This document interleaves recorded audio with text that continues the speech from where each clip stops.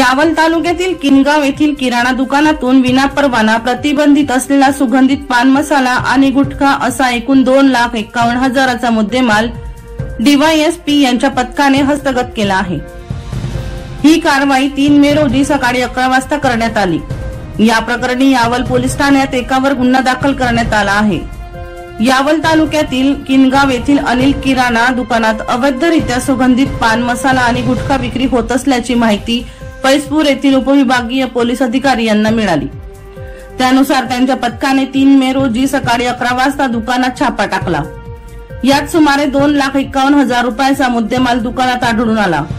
या प्रकरणी पोलीस नाईक अल्ताफ अली हसन अली यांनी दिलेल्या फिर्यादीवरून किराणा दुकानदार जगन्नाथ विठ्ठल पाटील राहणार पाटीलवाडा किनगाव तालुका यावल यांच्या विरोधात यावल पोलीस ठाण्यात गुन्हा दाखल करण्यात आला आहे। दीपक राठोड यांचा रिपोर्ट DR न्यूज जळगाव।